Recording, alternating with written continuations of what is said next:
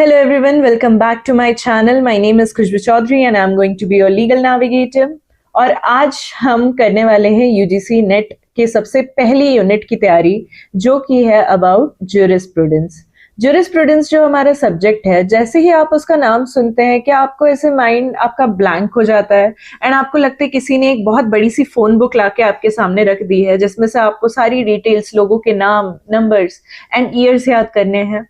तो इस चीज को सॉल्व करने के लिए मैं आपके लिए लेके आई हूं एक लीगल स्टडी प्लान, जिसमें हम यूनिट 1 जो है, हमारी ज्यूरिस्प्रूडेंस की जो यूनिट है, उसको एक तरीके से मैप करते जाएंगे, जिससे हमें ये समझ आए कि इस यूनिट में हमें क्या क्या चीजें पढ़नी है, किस चीज को कितना इंपॉर्टेंस देना है एंड हमें किस तरीके से पढ़ाई करनी है, ताकि हम यूजीसी नेट लॉ की जब एग्जाम आए और उसमें हमारे सामने रैंडम क्रोनोलॉजी के क्वेश्चंस या फिर मैच द फॉलोइंग आ जाए कि कौन से ज्यूरिस्ट ने क्या चीजें कही थी या फिर कौन से ईयर का रिलेशन है कौन से ज्यूरिस्ट के केस से। तो ये सब चीजें अगर आए तो हम उसमें बहुत इजीली बिना पैनिक किए आंसर्स मार्क कर सकें। इस चीज को हम बेसिकली आज टैकल करेंगे and let's begin with our class. जैसा कि आप जानते हैं कि यूनिट 1 जो है हमारा jurisprudence, it is like one of the largest topic जो हमारा हो जाता है। इसमें बहुत सारे सब टॉपिक्स हैं, इसमें बहुत सारे ज्यूरिस्ट हैं जिनके बारे में हम पढ़ते जाएंगे एंड इसमें हम ये भी देखेंगे, क्योंकि ऑब्वियसली आप इतनी डेंस जो कह सकते हैं यूनिट है, आप उसको सिर्फ रोट मेमोराइजेशन करके तो नहीं पढ़ सकते हैं, है ना। तो हम क्या करेंगे, हम उसमें टॉपिक बाय टॉपिक पढ़ते जाते हैं कि हमें क्या क्या चीजें पढ़नी है एंड मैं आपको बताऊंगी कि आपको एग्जाम के लिए इसे किस तरीके से इसके नोट्स बनाने हैं, ताकि आपकी एग्जाम के पहले जब आप रिवीजन करें तो आपको बहुत ज्यादा हैवी ना लगे ये टॉपिक एंड आपको इतना इजी पड़े कि आप एक दो बार भी अगर इसका लास्ट मोमेंट पे रिवीजन कर रहे हैं तो आपको चीजें एकदम से ब्रेन में क्लिक हो जाएं। ठीक है, तो लेट्स बिगिन। तो जैसा कि आप देख सकते हैं, अब हम इसके फर्स्ट टॉपिक में आते हैं। हम पहले ये देखते हैं कि कैसे यूजीसी नेट में हम ज्यूरिस्प्रूडेंस के पेपर में हमको किस टाइप के चैलेंजेस फेस करने पड़ते हैं एंड हमारा गोल क्या है, जिसके थ्रू हम जब इसकी स्टडी करें तो हम बहुत अच्छे तरीके से इसे मेमोराइज कर सकें और रिमेम्बर कर सकें। ठीक है, तो बेसिकली वही है कि इसमें ये बताया गया है कि एक टाइप ऑफ थियोरेटिकल डीएनए है ये यूजीसी नेट लॉ के पेपर का, जिसमें कि बहुत ज्यादा डेंस हैवी कॉन्सेप्ट्स हैं, जो कि बहुत ज्यादा कह सकते हैं टाइम टेकिंग होते हैं, बहुत इनमें मेमोरी बेस्ड क्वेश्चंस बनाए जा सकते हैं और जहां से हमारा एक काइंड ऑफ नेसेसिटी बन जाती है कि हम ये सारे कॉन्सेप्ट्स को याद करके रखें। तो बेसिकली इसमें गोल वही चीज बताई गई है कि इंस्टेड ऑफ इसे पूरा मेमोराइज करने की जगह हम इसे इस तरीके से पढ़ेंगे कि जैसे ही हम इसका कोई कीवर्ड को फोकस करें तो हमें सारा चीजें, हमारा कॉन्सेप्ट सारे याद आ जाए। ठीक है, that is the best way to study this. Basically आपको इसमें बाउंड्रीज मैप करनी पड़ेंगी, आपको डिसाइड करना पड़ेगा कि इस कॉन्सेप्ट से रिलेटेड मुझे इतनी ही इंफॉर्मेशन ग्रास्प करनी है एंड इतनी ही इंफॉर्मेशन के बेसिस में मुझे उस चीज के बारे में जितनी मेमोराइजेशन हो सकती है वो हो जाएगी। ठीक है, बेसिकली एग्जाम फोकस में ये भी कहता गया है कि आपकी कॉन्सेप्चुअल क्लैरिटी कितनी है और आपका थिंकिंग कितनी फास्ट चल रही है इसमें, वो बेसिकली इंपॉर्टेंट है। ओके, तो चलिए अब हम आ जाते हैं हमारी नेक्स्ट स्लाइड में, जिसमें कि हम बेसिकली अपने सिलेबस की बात करेंगे। बिफोर हम सिलेबस में जूम इन करें, let's zoom out and think कि कितनी यूनिट्स हैं हमारे ज्यूरिस्प्रूडेंस में। टोटल 10 यूनिट्स हैं, जिसमें कि 3 कनेक्टेड काइंड ऑफ ब्लॉक्स हैं जिनके थ्रू हम इनको पढ़ सकते हैं। अब जैसा कि आप ये स्लाइड में देख पा रहे हैं, जो आपका nature and sources of law है, बेसिकली यहाँ पे ही आप पढ़ेंगे हमारी लॉ की डेफिनेशन, है ना। लॉ के आप डेफिनेशन पढ़ेंगे, मीनिंग पढ़ेंगे, और जब हम ये डेफिनेशन एंड मीनिंग्स पढ़ेंगे तो ये सिर्फ किसी बेसिक लेवल पे नहीं होगी, हम किसी डिक्शनरी की सिर्फ मीनिंग्स नहीं पढ़ने वाले, हम सारे ज्यूरिस्ट के द्वारा दी गई अलग अलग डेफिनेशंस पे फोकस करेंगे। और आपका ये जो फाउंडेशन है, बेसिकली जो हमारा कह सकते हैं एक बिल्डिंग का जैसे कोई ग्राउंड फ्लोर होता है, ये उस तरीके का फाउंडेशन है, जहां पे हमारे आ जाएंगे nature and sources of law, और सोर्सेस में भी हम सालमन के, हॉलैंड के, अलग अलग लोगों के जो सोर्सेज हैं उन पे पढ़ाई करेंगे। ठीक है, फिर हमारी आ जाती है सबसे इंपॉर्टेंट टॉपिक, जो है स्कूल्स ऑफ ज्यूरिस्प्रूडेंस, है ना। हमारे 6 स्कूल्स हैं बेसिकली ज्यूरिस्प्रूडेंस के, और हम वो सारे 6 स्कूल्स के बारे में इसमें पढ़ाई करेंगे। तो बेसिकली अब ये हो गया हमारा ग्राउंड फ्लोर। ठीक है, ये है हमारा फाउंडेशन, जिसमें कि nature and sources of law, schools of jurisprudence, यहाँ से हम शुरू करेंगे एंड इसके बाद हम आ जाएंगे हमारी कोर मशीनरी में। अब बेसिकली फाउंडेशन से तो आपके क्वेश्चंस आते ही हैं, लेकिन आपके जो रैंडम क्वेश्चंस होते हैं, जो मैच द फॉलोइंग में चीजें आती हैं, जो अलग अलग टॉपिक्स पे आते हैं, वो हो जाता है हमारे लॉ एंड मोरालिटी। यहाँ पे हम हमेशा हार्ट के बारे में पढ़ लेते हैं, हार्ट एंड फुलर डिबेट भी हमारा यहाँ पे पढ़ा जाता है। तो चलिए, हार्ट बहुत इंपॉर्टेंट पार्ट हो जाता है हमारे लॉ एंड मोरालिटी के। एंड हमेशा हार्ट से रिलेटेड आपने ये नोटिस किया होगा, हर एग्जाम में अभी तक हमेशा हार्ट से रिलेटेड कोई ना कोई क्वेश्चन आता ही है। या तो वो उनके रूल्स से रिलेटेड आ जाता है, जो कि प्राइमरी एंड सेकेंडरी रूल्स होते हैं, या तो फिर उनके मोरालिटी के कॉन्सेप्ट से आ जाता है, या फिर उनने कोई रैंडम बुक लिखी होगी तो उसके बारे में आ जाता है। ठीक है, तो इसीलिए लॉ एंड मोरालिटी हमारे लिए एक बहुत इंपॉर्टेंट कॉन्सेप्ट है। फिर concept of rights and duties हम आ जाता है। राइट्स एंड ड्यूटीज में हम देखते हैं कि हॉफेल्ड के जो मॉडल है, हम उसके थ्रू स्टडी करते हैं, वो बहुत इंपॉर्टेंट हमारा टॉपिक हो जाता है, वो भी हम आगे देखेंगे। फिर हम बात करते हैं लीगल पर्सनालिटी की। तो लीगल पर्सनालिटी क्या होती है, उसकी मीनिंग, डेफिनेशन, कौन से थ्योरिस्ट और ज्यूरिस्ट ने उसके बारे में क्या कहा है, हम वो सब पढ़ेंगे। फिर हम आ जाते हैं concept of property, ownership and possession में। Concept of property, ownership, possession, इसमें हमें सारी मीनिंग्स पढ़नी पड़ती हैं। जो टॉर्ट्स के अंडर भी जो डेफिनेशंस है हम वो भी पढ़ते हैं, एंड इवन जो ज्यूरिस्ट ने कहा है हम वो सारे कॉन्सेप्ट भी, जो इनकी मीनिंग होती है, वो सारी पढ़ते हुए चलते हैं। एंड वही, जैसे कि आपने ये भी देखा होगा कि ओनरशिप और पोजीशन के बीच का जो रिलेशनशिप है 9-10th वाला, वो भी आप पढ़ के चलेंगे। ठीक है, फिर आ जाता है हमारा कॉन्सेप्ट ऑफ लायबिलिटी। तो इसमें हम काइंड्स ऑफ लायबिलिटी पढ़ लेते हैं कि लायबिलिटी कितने टाइप्स की होती है, एंड देन जो जो डिफरेंट ज्यूरिस्ट ने लायबिलिटी के बारे में क्या कहा है वो भी हम सारा पढ़ते हुए चलते हैं।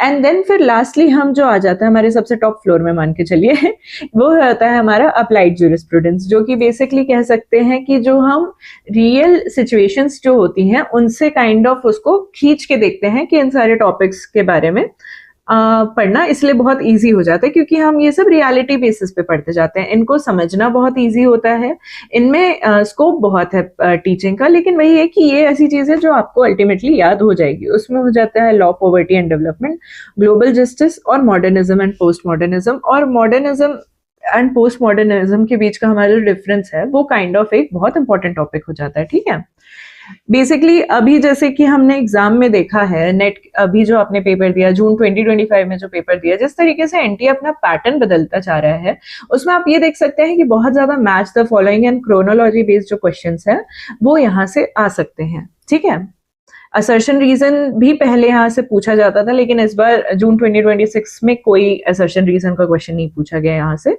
तो इसीलिए अभी हम उसके भी वैसे हम क्वेश्चन सॉल्व करेंगे, हम सारे पीवाईक्यू सॉल्व करेंगे, लेकिन पहले हमें ये जानना पड़ेगा कि अब पैटर्न कैसे चेंज हो रहा है। एंड हमें पढ़ाई भी उस तरीके से करनी है कि अगर ये पैटर्न चेंज हो तो हम उसी तरीके से अपना नॉलेज भी अप्लाई कर सकें।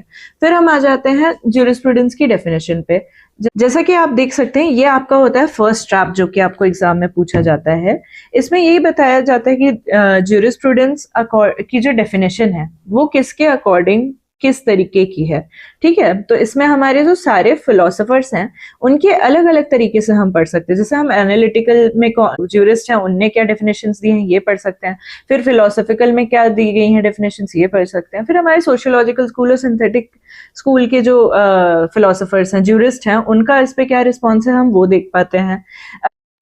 अब जैसा कि आप देख रहे हो कि आपको ये सारी पूरी डेफिनेशंस नहीं याद करनी होती है। अगर आप पूरी डेफिनेशंस याद करने की कोशिश करेंगे तो आपका मोस्ट ऑफ द टाइम तो डेफिनेशंस पढ़ने में ही चला जाएगा। हमें वर्ड लिंकिंग करनी पड़ती है कि कौन से स्कूल के हमारे जो ज्यूरिस्ट हैं वो किस तरीके से इनको पढ़ा रहे हैं। अब जैसे हम ऑस्टिन की बात करते हैं तो वो बात कर देते हैं फिलोसफी ऑफ पॉजिटिव लॉ की, तो हम काइंड ऑफ इस तरीके से इनको अपना एज अ की सेंटेंस या की वर्ड जैसे यूज करके चलते हैं कि उनने पॉजिटिव लॉ के बारे में कहा था, फिलोसफी किसकी थी उसके बारे में कहा था। फिर हम हॉलैंड पे आ जाते हैं, तो हॉलैंड ने क्या कहा है ज्यूरिस्प्रूडेंस को, उन्होंने क्या बुलाया है इसे फॉर्मल साइंस। तो ये जो फॉर्मल साइंस है वो हो जाता है पॉजिटिव लॉ का उनके अकॉर्डिंग उसका डेफिनेशन। फिर हम ग्रे की डेफिनेशन जब पढ़ने आते हैं तो उसमें वही है statement and systematic arrangement of rules followed by courts. तो हम इसे किस तरीके से याद कर सकते हैं कि सिस्टमैटिक अरेंजमेंट एंड कौन फॉलो करता है, कोर्ट्स। तो इस तरीके से बेसिकली आप इसको याद कर सके हैं। फिर हम फिलोसॉफिकल और नेचुरल स्कूल वाले लोगों पे आ जाते हैं, तो अल्पियन की जो बेसिकली डेफिनेशन थी, क्योंकि अल्पियन एंड सिसरो की भी जो पुरानी डेफिनेशन है हमें पढ़नी काफी जरूरी है। तो इसमें उन्होंने ये क्या है कि बेसिकली ह्यूमन एंड डिवाइन जो थिंग्स है उनकी ऑब्जर्वेशन जो है उसको ज्यूरिस्प्रूडेंस कहा जाता है। तो हम ये वाले हमारे कीवर्ड हो सकते हैं, ह्यूमन एंड डिवाइन, ये एलपीएन ने कहा है। फिर सिसेरो में जब हम आ जाते हैं तो हम फिलोसफिकल एस्पेक्ट की बात कर देते हैं। तो ये सब चीजें बेसिकली हमें काइंड ऑफ हेल्प करती है अंडरस्टैंड करने में कि कौन से ज्यूरिस से रिलेटेड कौन से वर्ड्स हो सकते हैं। तो आप क्या कर सकते हैं कि जो आप ज्यूरिस के बारे में लिखते हैं उन्होंने कौन सी मीनिंग्स दी है, या तो आप उनके साथ में पढ़ते जाएं, और उन्हीं के कीवर्ड्स भी जो हैं, जो बहुत ज्यादा आपको देखने को मिलते हैं उनकी मीनिंग्स में, डेफिनेशन में, उनको पॉइंट आउट करते हुए चलिए। तो उससे आपको ये चीजें बहुत ईजिली याद होंगी। फिर हम आ जाते हैं सोशियोलॉजिकल स्कूल में, हमारे कौन हो जाते हैं, पाउंड। अब सोशियोलॉजिकल स्कूल में पाउंड है तो हम उनसे बहुत सारी चीजें पढ़ लेते हैं, यहाँ से सोशल इंजीनियरिंग हमने यहीं से की है, तो ये सारे हो जाते हैं पाउंड के आपके कॉन्सेप्ट्स, ठीक है। तो the term law and the juridical sense है जो सोशल साइंसेस के बेसिस में वो आ जाता है हमारे पाउंड के टर्म्स, ठीक है। फिर एक सेटना है जिनके बारे में हमने पढ़ा है, वो बता देते हैं सिंथेटिक अप्रोच के बारे में, जो कि हिस्टोरिकल, फिलोसॉफिकल और सोशियोलॉजिकल स्कूल से रिलेटेड हो सकती है। तो इस तरीके से बेसिकली आप इन्हें आइडेंटिफाई कर सकते हैं। इसमें भी वही बोला गया है कि नेवर मेमोराइज फुल डेफिनेशन, कभी भी आपको पूरी डेफिनेशन नहीं याद करनी है, ठीक है। आपको एक यूनिक आइडेंटिफाइंग वर्ड उनका ढूंढ लेना है, कीवर्ड ढूंढ लेना है, जिसके थ्रू आपको इनकी सारी डेफिनेशंस और मीनिंग्स याद हो जाएंगी, ठीक है। जैसे ऑस्टिन की पॉजिटिव लॉ, अल्पियन की ह्यूमन एंड डिवाइन, हॉलैंड की फॉर्मल साइंस, ये सारी हो जाती है इनकी डेफिनेशंस, ठीक है। फिर हम आ जाते हैं सोर्सेज ऑफ लॉ में। सोर्सेज ऑफ लॉ में जब हम आते हैं तो आप ये देख सकते हैं कि लॉ कहाँ से आता है। जो लॉ कहाँ से आता है, ये वाला हमारा जो क्वेश्चन है, वो बेसिकली हम सोर्सेज में पढ़ते हैं। तो जब साल्मन की क्लासिफिकेशन एक बहुत पॉपुलर क्लासिफिकेशन है, जिसमें कि ये बताया गया है कि देयर आर फॉर्मल सोर्सेज, ये जो है सिर्फ this is just the will of state, okay.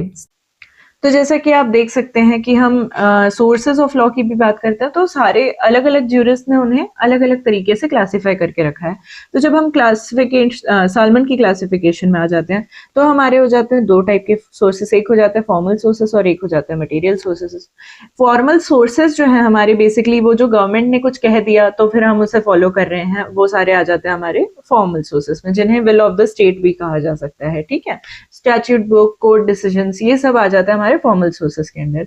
फिर आ जाते हैं हमारे मटेरियल सोर्सेस। अब मटेरियल सोर्सेस जो होते हैं वो दो टाइप के होते हैं। पहले वो हो जाते हैं लीगल और दूसरे हो जाते हैं हिस्टोरिकल। बेसिकली जो लीगल सोर्सेज हैं वो क्या है, वो लोगों पे बाइंडिंग होते हैं, मतलब उनका नेचर ही बाइंडिंग होता है and they have to be followed. And historical जो सोर्सेज हैं बेसिकली उन्हें उतना बाइंडिंग नहीं माना जाता है, पर ये है कि उनका इन्फ्लुएंस जो है वो लोगों पे हो सकता है, तो that is why they are considered as persuasive sources, okay. फिर लीगल सोर्सेज में हमारी आ जाती है लेजिस्लेशंस, आ जाते हैं हमारे president and even state decisis का भी कॉन्सेप्ट हमें बहुत इंपॉर्टेंट है, जो कि एग्जाम्स में पूछा जाता है, ठीक है। फिर कस्टम के बारे में हम पढ़ते हैं, एंड कस्टम जो है हमारा कह सकते हैं काफी इंपॉर्टेंट एक टॉपिक है, जो हमें बहुत अलग अलग तरीकों से पूछा जाता है, तो कस्टम्स भी पढ़ना हमारे लिए जरूरी है। एंड ये भी बोला जाता है कि कस्टम्स जस्ट बिकॉज कोई पुराना लॉ है, कोई सालों से कोई गलत चीज चलती हुई आ रही है, तो इसका मतलब ये नहीं है कि वो गलत चीज को भी हम फॉलो करते हो जाएंगे। कस्टम्स जो है बेसिकली उनका नेचर जो है वो रीजनेबल होना चाहिए और कंटिन्यूअसली उन्हें फॉलो किया गया हो और सर्टेन होने चाहिए। जैसे अब सती प्रथा भले एक कस्टम था, पर इसका मतलब ये तो नहीं है ना कि वो सही था। सती प्रथा में अगर आप किसी औरत को ही जला देंगे तो अल्टीमेटली ये एक गलत कस्टम हुआ ना, तो इसलिए इसे क्योंकि ये यूनिवर्सल लॉ के अगेंस्ट हो जाता है, तो इसीलिए इसे बंद करना बहुत जरूरी था। तो बेसिकली भले ही ये कंटिन्यूअस और सर्टेन इन नेचर होने चाहिए कस्टम्स, लेकिन ये रीजनेबल भी होने जरूरी है, ठीक है। फिर हम आ जाते हैं हमारे हिस्टोरिकल उसमें, जिसमें आ जाती है हमारी ज्यूरिस्टिक राइटिंग्स। बेसिकली मनु से हम जो धर्मशास्त्र पढ़ते हैं वो इसमें आ जाता है। जस्टिस ब्लैकस्टोन के बारे में हमने जो उनकी डेफिनेशंस वगैरह लिखी गई थी वो सारी जैसे हम पढ़ते हैं, कई बार रेफर करते हैं, तो ये सारी हमारी हो जाती है ज्यूरिस्टिक राइटिंग्स, ठीक है, जो किसी जजेस ने लिखी है या फिर कोई बहुत ओल्ड फिलोसोफर के थ्रू लिखी गई चीजें हैं, तो ये हो जाती है हमारी ज्यूरिस्टिक राइटिंग्स, ठीक है। फिर हम यूजीसी नेट बेसिकली इसमें यही बता रहे हैं कि साल्मन का जो डिस्टिंक्शन है वही बार बार पूछा जाता है यहाँ पे। और अदर सोर्सेस में जब हम आ जाते हैं तो फिर हमारी जो ट्रीटीज होती हैं वो भी अदर सोर्सेस में आ जाती हैं। और इक्विटी जो होती है बेसिकली जस्टिस और गुड कॉन्शियंस की जो हम बात करते हैं, equity, justice and good conscience की, वो भी हमारा एक काइंड ऑफ सोर्स हो जाता है, क्योंकि ऑब्वियसली आप एक रीजनेबल तरीके से ही अपनी जजमेंट को लिखेंगे ना, एक रीजनेबल फॉर्म के ही थ्रू आप लॉ बनाएंगे। ऐसा तो नहीं होगा कि आप एक अनरीजनेबल पॉइंट ऑफ सोर्स से कुछ भी निकाल के ले आए और वहां से एक लॉ बन जाएगा। जब अल्टीमेटली पॉइंट ऑफ रीजनेबिलिटी होती है और सोसाइटी में जो चीज जिस टाइम पे जितनी रीजनेबल लग रही होती है उस बेसिस पे ये सारे लॉ बनाए जाते हैं। फिर हम आ जाते हैं स्कूल्स में। अब आप जैसे कि देख सकते हैं हमारे 6 स्कूल्स होते हैं ऐसे तो, लेकिन अभी हम जिनके बारे में देख रहे हैं वो है natural school, analytical school, historical school, sociological school and realistic school. ठीक है, तो जब हम आ जाते हैं हमारे स्कूल्स में, तो स्कूल्स का पर्पस क्या है? बेसिकली जब हम स्कूल्स पे आते हैं तो ये हमें किस तरीके से हेल्प करता है? स्कूल क्या होते हैं? जैसा आपने देखा होगा कि हमारे हिंदू लॉ में 2 स्कूल्स होते हैं, एक होते हैं हमारे मिताक्षरा और एक होते हैं दया भागा। तो बेसिकली ये स्कूल्स होते क्या हैं? स्कूल्स जो होते हैं वो ऐसी एक जगह होती है जहाँ पे एक वे ऑफ थिंकिंग जो है उसको लोग सपोर्ट करते हैं और फॉलो करते हैं, है ना। तो ये जो हमारे स्कूल्स हैं, हमारे ज्यूरिस्ट जो हैं अलग अलग स्कूल्स में रहते हैं, जिनकी उनकी थिंकिंग जिस स्कूल की आइडियोलॉजी से मैच कर जाती है, उन स्कूल्स के अंडर ही आके ये सारे हमारे ज्यूरिस्ट जो हैं अपनी बातें आगे बढ़ाते हैं, है ना, अपने थॉट्स को आगे बढ़ाते हैं। और इसका मतलब ये नहीं है कि एक स्कूल में सिर्फ एक ही ज्यूरिस्ट रह सकता है। अलग अलग स्कूल्स में भी अलग अलग ज्यूरिस्ट के नाम बहुत इजीली पाए जाते हैं, क्योंकि उनके भी जो थॉट्स हैं, क्योंकि है तो अल्टीमेटली वो इंसान ही ना, तो उनके थॉट्स भी टाइम एंड सिचुएशंस के बेसिस पे डिफर करते जाते हैं। तो ऐसा भी हो सकता है कि कई थिंकर्स जो हैं 2 स्कूल्स में आपको दिख जाए, 3 स्कूल्स में आपको दिख जाए। ठीक है, क्योंकि बेसिकली स्कूल जो है it is just an ideology का epicentre. Okay, it is an epicentre of ideology basically. तो जैसा कि आप जानते हैं कि हमारे स्कूल्स हैं 6 स्कूल। फिर हमारे नेचुरल स्कूल में एरिस्टोटल आ जाते हैं, थॉमस एक्विनस आ जाते हैं, लॉक आ जाते हैं, फुलर आ जाते हैं। बेसिकली ये लोग बात करते हैं एक हायर यूनिवर्सल मॉरल कोड की, जहां से हमारा लॉ जो है लिया जाता है।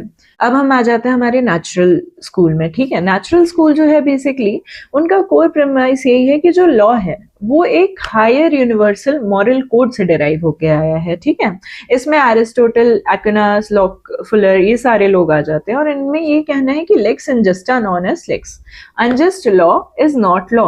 तो मीन आप यही सोचिए कि कोई इंसान आके बोल रहा है किसी पार्टी में कि अगर कोई चीज इविल है तो वो लॉ हो ही नहीं सकती है करके, तो बेसिकली ये जो चीज है यही हो जाती है हमारी नेचुरल स्कूल की बात। ठीक है, फिर हम आ जाते हैं एनालिटिकल स्कूल में। अब एनालिटिकल स्कूल जो है ये काइंड ऑफ आप कह सकते हैं ये ऐसे लोगों का स्कूल है जो कि रूल फॉलोअर्स होते हैं, है ना। मतलब ये इस टाइप के लोग हैं। बेसिकली ये command of sovereign backed by sanction की बात की जाती है बेसिकली यहाँ पे। मतलब ये हो जाता है कि लॉ जो है वो एज इट इज जो है वो ऐसा ही है, उसको मोरालिटीज के साथ आप नहीं इक्वेट करके चल सकते हैं, उसको मोरालिटी से अलग हमेशा व्यू करना है ना। उनका ये भी मानना है कि law is the command of sovereign, मतलब वही जो सबसे हाईएस्ट अथॉरिटी होती है एक नेशन की, जिसको सैंक्शन के थ्रू अगर सॉवरेनिटी दी गई है, जिसको अथॉरिटी को बिठाया गया है, तो उसी का कमांड जो है वो लॉ होगा। ठीक है, फिर हम हिस्टोरिकल उसमें आ जाते हैं। तो बेसिकली इसमें ये कहा गया है कि law is the product of general consciousness और एवोल्यूशन। तो इसमें सावनी और मेन आ जाते हैं हमारे, और सावनी का ही आपने कॉन्सेप्ट पढ़ा होगा, वोक्सटीज जो है वो आ जाता है और डेवलप्स लाइक लैंग्वेज, जैसे कि लॉ जो है वो लैंग्वेज की तरह डेवलप करता है, उसकी एक ऑर्गेनिक ग्रोथ होती है। इवन जून 2026 में इस चीज के बारे में भी क्वेश्चन पूछा गया था कि वोक्सटीज और मतलब सावनी के ये कॉन्सेप्ट में उन्होंने क्या कहा था बेसिकली लॉ के बारे में। ठीक है, तो ये आ जाता है हमारे हिस्टोरिकल स्कूल में। इसमें सावनी, मेन, पुश्ता ये सब लोग आ जाते हैं। सोशियोलॉजिकल स्कूल की अगर आप बात करें तो उसमें हो जाते हैं हमारे रॉस्को पाउंड, डुगुइट, एरिंग। और डुगुइट के बारे में भी आपने देखा होगा कि अभी मतलब जैसे जून 2026 में इनसे रिलेटेड क्वेश्चन भी आया था कि सोशल सॉलिडारिटी का कॉन्सेप्ट किसने दिया है, तो वो डुगुइट ने दिया है। ये सारी जो हमारे कॉन्सेप्ट्स हैं, हमारा सोशल इंजीनियरिंग का पाउंड का जो कॉन्सेप्ट है, डुगुइट का जो सोशल सॉलिडारिटी वाला कॉन्सेप्ट है, एरिंग की कह सकते हैं जो इंटरेस्ट थ्योरी हो जाती है, ये किसकी हो जाती है? एरिंग की। ठीक है, इंटरेस्ट की जब बातें आती है तो वो किसने की थी? एरिंग ने की थी। तो ये सारी जो चीजें हैं ये आ जाती है हमारे सोशियोलॉजिकल स्कूल में। और इसमें बेसिकली क्या बताया है कि social engineering balancing competitive competing interest, मतलब इसमें ये बोला गया था कि अलग अलग जो सोसाइटी में लोग हैं, इंजीनियर्स, लॉयर्स, जजेस वगैरह जो लोग हैं, उन सब लोगों ने मिल के बेसिकली लॉ की फॉर्मेशन की है, उनके इंटरेस्ट के थ्रू मतलब बेसिकली लॉ जो है हमारा बनता है। और मतलब इसका वही कहना है कि जो इफेक्ट है सोसाइटीज में जो चीज़ों के पड़ते हैं, जो लॉ के इफेक्ट पड़ते हैं, उसके थ्रू न्यू लॉज बनते जाते हैं, ठीक है। फिर हमारे रियलिस्ट स्कूल में आ जाते हैं लेवलिन, फ्रैंक और होम्स, जिनकी है साइकोलॉजिकल अप्रोच, जो कि ये कहती है सर्टेनिटी जो है इट इज एन इल्यूजन, मतलब कि prophecies of what courts will do based on experience, मतलब प्रेसिडेंट से रिलेटेड जो हमारे टॉपिक्स हो जाते हैं वो आ जाते हैं हमारे रियलिस्ट स्कूल में। इसमें आ जाते हैं आपके लेवलिन, फ्रैंक, होम्स, ये जो सारे हमारे लोग हैं ये सारे आ गए हैं इसके अंडर, रियलिस्ट स्कूल के अंडर, है ना। जब हम ये थिंकर्स के बारे में देखते भी हैं तो बेसिकली फ्रैंक का एक बहुत फेमस कोट भी है, the life of the law has not been logic, it has been experience. तो उन्होंने ये कहा है कि बेसिकली मुझे ये मत बताओ कि लॉ क्या कहता है, मुझे ये बताओ कि जिस जज ने जिस दिन पे जिस सरदर्द के साथ जो आपको कह सकते हैं अपना लॉ बना के दिया है, वो किस तरीके से अप्लाई करेगा, आप मुझे वो बताइए, है ना। ये हो जाता है हमारा रियल स्कूल में फ्रैंक के बेसिकली स्टेटमेंट्स। अब जैसा कि आप देख सकते हैं कि नेचुरल लॉ जब इतनी बार ब्रिंग अप किया जाता है, नेचुरल लॉ के बारे में हम इतनी बार पढ़ते हैं, तो उसका एवोल्यूशन जो है इतने सालों से किस तरीके से हुआ है, जो 2500 साल से उसका एवोल्यूशन है वो किस तरीके से हुआ है, वो भी हम एक बार देख लेते हैं। एंशियंट ग्रीक रोमन टाइम्स में आ जाते हैं सबसे पहले, ये तो आई थिंक आप लोगों को भी बहुत इंटरेस्टिंग लोग लगते होंगे। वो हो जाता है हमारे सोक्रेट्स, प्लेटो, एरिस्टोटल और सिसेरो। आपने ये भी पढ़ा होगा कि इनमें से प्लेटो के टीचर थे सोक्रेट्स, सोक्रेट्स के एरिस्टोटल के टीचर थे प्लेटो, एंड देन अलेक्जेंडर भी इनके अंडर आ जाते हैं। तो ये सारी जो चीजें हैं ये हम कहाँ एंशियंट और ग्रीक रोमन हिस्ट्री में देखते हैं, ठीक है। तो इस तरीके से सबसे पहले नेचुरल लॉ यहाँ से शुरू हुआ था कि राइट रीजन जो कि अग्रीमेंट विद नेचर में हो, उस हिसाब से लॉ बनाया जाता है। मिडिवल पीरियड में आ जाता है तो हम सेंट थॉमस एक्विनस के आसपास में आ जाता है, जिन्होंने ये इस तरीके से क्लासिफाई किया था कि law is eternal, natural, divine and human, और नेचुरल लॉ की उन्होंने बात की थी। फिर हम रेनेसांस पीरियड में आ जाते हैं, उस टाइम पे सोशल कॉन्ट्रैक्ट की बेसिकली जो हमारी थ्योरी है तब आई थी, जिसमें कि हॉब्स, लॉक और रीसो के बारे में आपने बहुत पढ़ा ही होगा, और कहाँ से सोर्स निकल के आया था, ग्रोटियस जो थे उनसे इंस्पायर होकर हॉब्स ने बहुत ज्यादा इसमें अपने स्टेटमेंट्स दिए थे, तो उनकी बात की गई थी, ठीक है। इसमें इंडिविजुअल नेचुरल राइट्स की बात की थी कि इंसान जो है वो सोसाइटी में किस तरीके से बदलता है, उसके इंटरेस्ट किस तरीके से बदलते हैं, उसकी हैप्पीनेस किस तरीके से बदलती है, एंड सोशल कॉन्ट्रैक्ट जो है एक इंसान किस सिचुएशन में करता है, ठीक है। तो ये हो जाती है हमारी सोशल कॉन्ट्रैक्ट की थ्योरी। फिर हम 20th सेंचुरी रिवाइवल जो हुआ था नेचुरल लॉ का, फिर वो किसने किया था, उसमें आ गया था हमारे स्टैमलर, रॉल्स, फुलर और फिनिस, जिन्होंने बेसिकली पोस्ट वर्ल्ड वॉर 2 के अगेंस्ट जब रिएक्शन की तरह बेसिकली ये आया था, तब इसका फिर नेचुरल लॉ का फिर से रिवाइवल हुआ था कि इसमें बात की गई थी फेयरनेस एंड इनर मोरालिटी की, ओके। और बेसिकली ये भी है, इसमें एक और इम्पोर्टेंट पॉइंट हो जाता है हमारा, बेंथम जो है उन्होंने नेचुरल लॉ को रिजेक्ट किया था, क्या बोल के, it is N nonsense upon stilts. तो ये भी एक सेंटेंस जो है हमारे लिए इंपॉर्टेंट हो सकता है, ठीक है। और रैडबर्ग ने उसके रिवाइवल के टाइम पे क्या कहा था, lawless law deserve to be disobeyed, मतलब जो एक लॉ लॉलेस होता है वो डिजर्व करता है डिसोबीडियंस, ठीक है। तो ये हो गया हमारे एवोल्यूशन ऑफ नेचुरल लॉ। फिर हम लॉ एंड मोरालिटी जो हमारा बेसिकली कह सकते हैं हार्ट और फुलर का डिबेट था, उसके बारे में हम पढ़ते हैं। फिर हम इसमें ये ग्रेट डिबेट हमारा इसी को कहा जाता है, हार्ट वर्सेस फुलर का जो डिबेट है वो हो जाता है हमारा ग्रेट डिबेट, उसके बारे में भी हम पढ़ेंगे। फिर केल्सन जो है, केल्सन ने हमें दिया है बेसिकली नॉर्मेटिव थ्योरी, उसमें हमारा ग्रैंड नॉर्म भी आ जाता है बेसिकली कि हमारे जो सारे लॉ हैं वो एक अल्टीमेटली एक सबसे टॉप पे एक सोर्स होता है। तो हमारे जो सारे ये निचले लॉ होते हैं ये हम इस ऊपर के लॉ से डिराइव करते हैं, जिसे कि बोला जाता है ग्रैंड नॉर्म, ठीक है। तो ये हो जाता है हमारा केल्सन का नॉर्मेटिव थ्योरी का कॉन्सेप्ट। फिर हम लॉर्ड डेवलिन के भी उसके बारे में पढ़ते हैं कि मोरालिटी जो है it is the cement of society, ठीक है। Anatomy of a legal right में आ जाते हैं कि एक लीगल राइट जो है उसमें क्या क्या चीजें आ जाती हैं। तो इसमें आप पढ़ेंगे पर्सन ऑफ इनहेरेंस के बारे में, पर्सन ऑफ इंसिडेंस के बारे में, कॉन्टेंट ऑफ द राइट के बारे में, subject matter of the right के बारे में, और टाइटल ऑफ द राइट के बारे में, ठीक है। ये सारे लीगल राइट के हमारे टॉपिक्स होते हैं, जो कंटेंट्स होते हैं लीगल राइट के, वो सारे आते हैं। ये भी एग्जाम पॉइंट ऑफ व्यू से ही बनाया गया है और उसी तरीके से ये पूछा जाता है। फिर ये भी बताया गया है कि सालमन ने क्या कहा है कि there can be no right without a corresponding duty, कि अगर एक राइट है तो there is a need for a corresponding duty, okay. क्योंकि अगर आपको राइट्स मिल रहे हैं तो इसका मतलब ये भी है कि आपकी फिर ड्यूटी भी है कि आप अपने वो राइट्स और दूसरों के भी जो वो राइट्स हैं उनको आप प्रोटेक्ट करते हुए चलें, ठीक है। तो ये हमारा राइट और उसकी कॉरेस्पॉन्डिंग ड्यूटी के बारे में हो जाती हैं चीजें। फिर जब हम राइट्स और लायबिलिटी और ड्यूटी पे आते हैं तब हम ये भी देखते हैं कि हॉफेल्ड का जो टेबल है वो कैसा काम करता है। मतलब आपका एक तरफ हो जाता है राइट, एक तरफ हो जाता है आपका नो राइट। इस बार और हर बार एग्जाम में एक क्वेश्चन इस टॉपिक से हमेशा आता ही है, तो इसलिए आपके लिए बहुत जरूरी है कि आप इसको एक्स केस के कॉन्सेप्ट से पढ़ के रखें कि राइट का जो बेसिकली आपका ऑपोजिट हो जाता है वो हो जाता है नो राइट।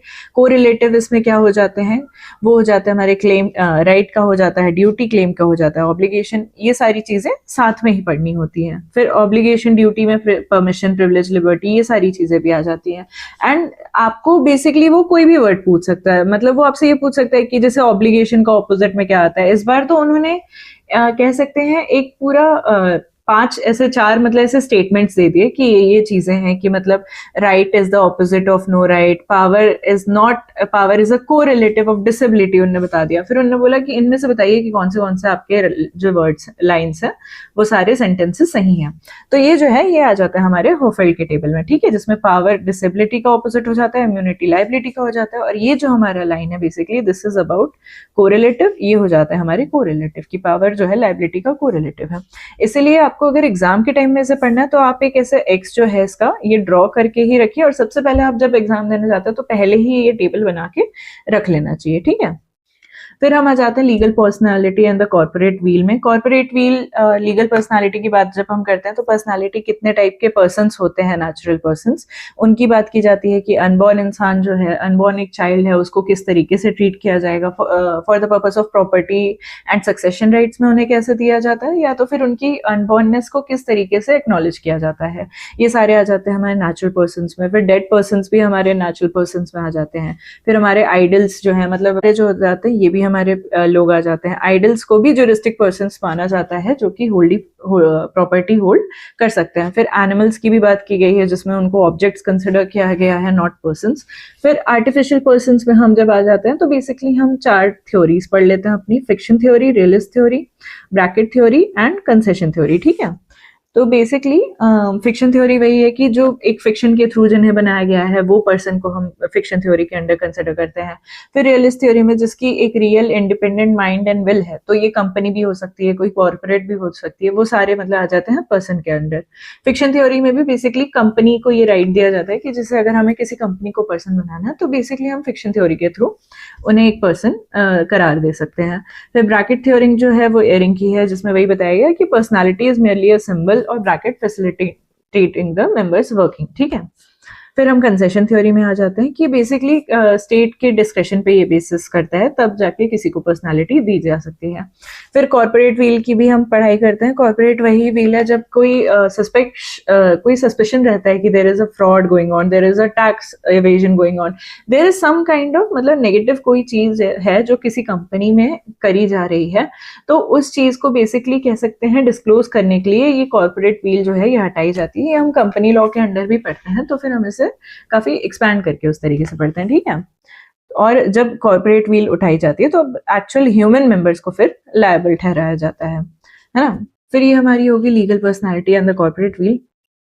फिर हम आ जाते हैं प्रॉपर्टी ओनरशिप एंड पोजीशन के बारे में, जो कि आपका एक कॉन्सेप्ट है जिसमें ownership is the 9/10 of position, ये भी हम पढ़ते हैं।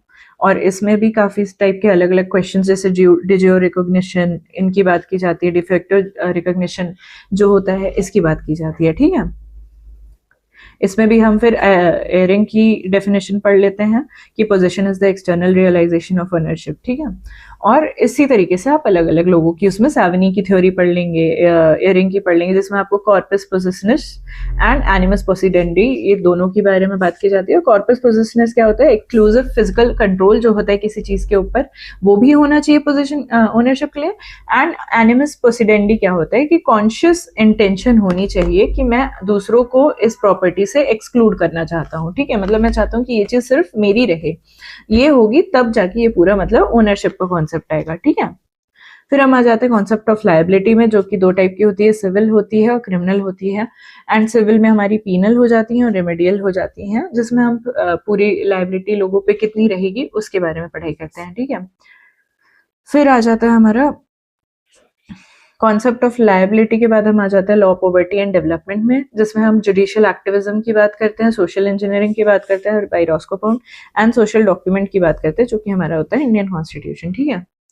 इसमें आपको बेसिकली केस लॉज, जो मनिका गांधी, ओल्गा टेलिस, विशाखा गाइडलाइंस, ये सारे जो केसेस हैं इनके थ्रू हम बेसिकली इन चीज़ों को पढ़ सकते हैं, ठीक है। फिर ग्लोबल जस्टिस की हम फिर बात करते हैं, तो ग्लोबल जस्टिस में आपको ज़्यादा चीज़ें नहीं पढ़नी है। पहली चीज़ आपकी हो जाएगी इंटरनेशनल लॉ की डेफिनेशन, दूसरी हो जाएगी उसमें पॉजिटिविस्ट क्रिटिक कैसे दिया गया था, ऑस्टिन हॉलैंड ये लोगों ने उसको कैसे क्रिटिसाइज किया है। फिर हम आ जाते हैं ह्यूमन राइट्स के फ्रेमवर्क में, जिसमें आपका यूडीएचआर आ जाता है, और इंडिया में क्या हम इस पे अप्लाई करते हैं, एनएचआरसी के रूल्स अप्लाई करते हैं, ठीक है। फिर हम आईसीसी की भी बात कर देते हैं कि आईसीसी के बेसिकली आईसीसी किस किस चीज़ों पे उसका कवरेज है। एंड जब आप इंटरनेशनल लॉ भी ये सब पढ़ेंगे तब भी आप ये पूरा ग्लोबल जस्टिस का कॉन्सेप्ट पढ़ते ही हैं, ठीक है। फिर हम आ जाते हैं मॉडर्निज्म और पोस्ट मॉडर्निज्म के बीच के डिफरेंशिएशन में, और ये बहुत इजी कॉन्सेप्ट है। इसमें वही है कि बेसिकली मॉडर्निज्म में ऑब्जेक्टिव ट्रुथ, रीजन और साइंटिफिक प्रोग्रेस की बात की जाती है, और पोस्ट मॉडर्निज्म में जो ग्रैंड नैरेटिव्स होते हैं कि हम मतलब दुनिया इस तरीके से इतनी पॉजिटिवली बदल जाएगी और इतनी बड़ी बड़ी चीजें हो जाएंगी, उनको काइंड ऑफ स्केप्टिसिज्म के साथ देखा जाता है, और उसमें बोला जाता है कि कोई सिंगल यूनिवर्सल ट्रुथ नहीं हो सकते हैं, है ना। मॉडर्निज्म यूनिवर्सल ट्रुथ्स की बात करता है और पोस्ट मॉडर्निज्म वही बोलता है कि there can not be a single universal truth, okay. फिर हम आ जाते हैं सिस्टमैटिक कोडिफिकेशन की बात होती है मॉडर्निज्म में, जिसमें और पोस्ट मॉडर्निज्म में बोला गया है कि लॉ एकदम सिस्टमैटिक उसमें नहीं है, इट इज सब्जेक्टिव, फ्रैगमेंटेड और फंडामेंटली पॉलिटिकल होता है वो, ठीक है। इनका मॉडर्निज्म में सर्टेनिटी, रैशनैलिटी और प्रेडिक्टेबिलिटी की बात की जाती है, लेकिन पोस्ट मॉडर्निज्म में वही बोला गया है कि लॉ जो है उसका फोकस होना चाहिए इंटरप्रिटेशन में, डाइवर्सिटी में और कल्चरल रिलेटिविज्म में, कि अभी सोसाइटी हमारी किस तरीके से चेंज हो रही है तो इसके एप्लीकेशन किस तरीके से होंगे, वो सारे आ जाते हैं हमारे पोस्ट मॉडर्निज्म में, ठीक है। और अल्टीमेटली इसके बाद फिर फाइनली आपका कह सकते हैं कि ज्यूरिस्प्रूडेंस, इतनी ही चीज़ों को आप इन डेप्थ तरीके से पढ़ते जाएंगे तो आपका ज्यूरिस्प्रूडेंस बहुत इजीली क्लियर हो जाएगा। उसके कोई भी आपको क्वेश्चंस आएंगे तो फिर आप उसे बहुत इजीली अप्लाई कर सकते हैं। और मेन मेमोराइजेशन अगर आपको करनी है तो आपके लिए बेस्ट स्ट्रैटेजी है ये कीवर्ड स्ट्रैटेजी, ठीक है। कीवर्ड स्ट्रैटेजी में क्या होगा कि जिस इंसान ने, जिस भी हमारे ज्यूरिस्ट ने जो वर्ड्स बोले हैं वो सारी चीज़ें आप याद कर सकते हैं। एंड इस तरीके से अगर आप इस तरीके से याद करेंगे तो बेसिकली आपको एग्जाम में ये चीज पूछी जाएगी तो तब तक आपको पूरा मेमोराइजेशन हो जाएगा कि कौन सी चीजें कहाँ से आई है। जैसे आपको पाउंड का पता ही होगा, सिर्फ सोशल इंजीनियरिंग रॉस्को पाउंड नहीं दी है, सोशल सॉलिडारिटी डुगोइट नहीं दी है, ये भी आपको पता होगा। केल्सन की नॉर्म्स से रिलेटेड जब भी कोई बात की जाती है तो वो केल्सन की आ जाती है, ग्रैंड नॉर्म हो जाता है तो वो केल्सन पे आ जाता है, ठीक है। तो ये सारी जो चीजें हैं ये आपको याद हो जाएंगी पूरी। And ultimately I would suggest कि हम एक 3 स्टेप स्टडी प्लान करते जाएंगे सारी यूनिट्स पे जो हम अप्लाई करेंगे, जिसमें कि पहले होगा कि हम पहले थ्योरिस्ट जो हैं, सारे हमारे जो ज्यूरिस्ट हैं, उनकी क्रोनोलॉजी के साथ उनको याद करते हुए जाएं कि उन्होंने क्या क्या वर्ड्स बोले थे, क्या क्या सेंटेंसेस उनने डेफिनेशंस दी थी और उनको किस तरीके से किन चीज़ों से रिलेट किया जाता है। फिर हमारा स्टेप 2 हो जाएगा कि बुक टाइटल्स मैचिंग, बेसिकली किस ज्यूरिस्ट ने कौन सी बुक्स लिखी हैं हम वो पढ़ते जाएंगे।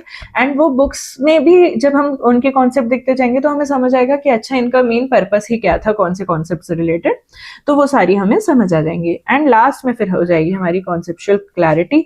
अब हम जब इस तरीके से स्टडी लेवल अपना वो करते जाएंगे तो लास्ट में जाके हम अपनी कॉन्सेप्चुअल क्लैरिटी ऐसे ही हमें मिल जाएगी।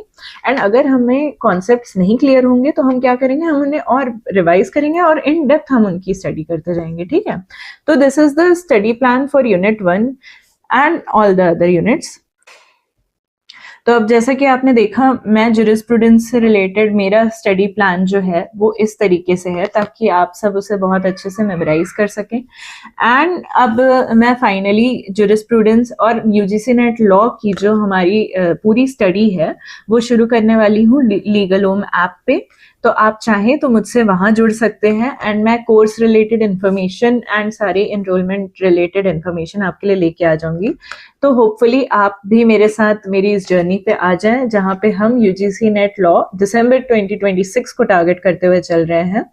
And thank you so much for your time. यहाँ यूट्यूब में भी मैं आपको लेक्चर्स देती रहूंगी, थोड़ी इन्फॉर्मेशन प्रोवाइड करती रहूंगी, तो आप चाहें तो खुद से भी पूरी अपनी पढ़ाई कर सकते हैं। And if you want more detailed courses and everything, तो you can join me as well. Thank you so much. This is Khushbu Chaudhary.